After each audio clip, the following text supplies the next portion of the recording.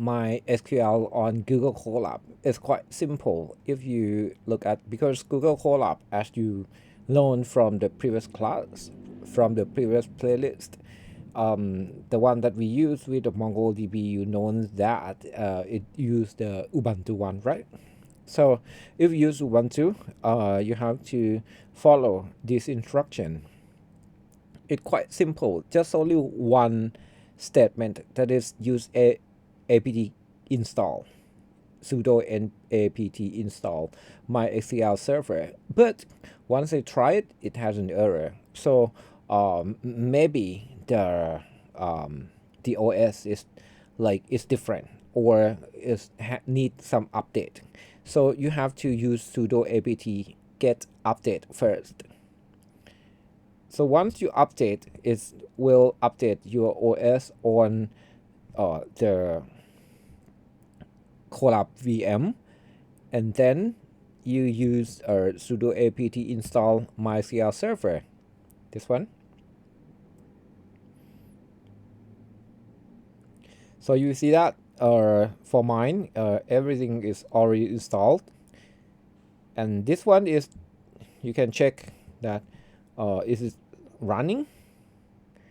Okay, it's done, but you need to change, because it will have to let you to config everything. You need the root password. So at first you have to change the root password first. Once you run the MySQL, now you can use the MySQL one on your machine. If you run on your own machine, you don't need you don't need to use the Colab prompt. You just start with MySQL -e, and this is the SQL statement. So there are multiple statements here. It will separated by the semicolons here. So at first you have to alter to change the user root at localhost identified with MySQL native password by, you can use your new password here, and flush privileges.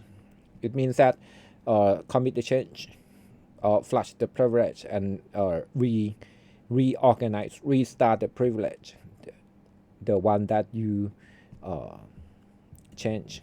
So once you run it, we already start this one, so I already changed. Guys, I'm sorry, I would like to restart everything again to make you, sorry, I will disconnect and delete runtime, restart everything. I will start with the empty VM like yours. Okay, so you can see the correct one, the one that once you install, what you have to do is to change the root password to make your server secure. This one, apt get update, and use sudo apt install MySQL server. So you will see the different result. This one. So you can see that it will download everything, read the package list, and it will download everything from Ubuntu, and then get everything for the MySQL server. And then you can wait for not so long. So you can see that it's very easy to install MySQL server on your machine. Okay. This one, you can see the last line here, the one that it shows that SQL is running. This line.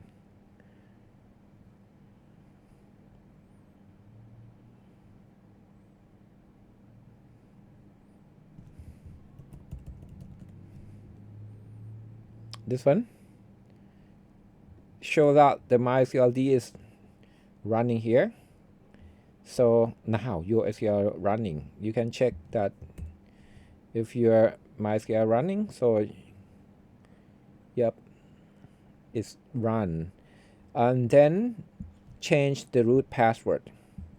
Alter user. This one is the SQL statement. Root at localhost and set the password and change, flush the privileges. So once you run this one, it return nothing. So it means that now your root at account or the password will change. So now you can use two different way of like the one in the SQL commands or the one in using Python. So this one is the single statement that you can do many things. Like if you want to add a new user, you have to log in. The way that you can log in is you have to use MySQL -u, your username and -p, and follow immediately, no space here, by the password. Okay. And then if you want to add some SQL commands, you can use -e and follow by the SQL commands. Okay.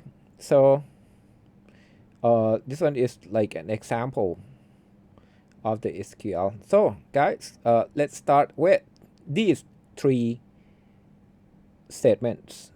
Use this one, create user, or I create the test user at localhost, use the password test p at ssw0d, and then grant all privileges. So I means that I set all privileges for this user, so the user can update or add, update, delete everything. And they tell you that, okay, using password on the command line, it can be insecure. You can use to enter the password in during your execution. Okay, so this one, I'll show you how can we run the command lines in MySQL.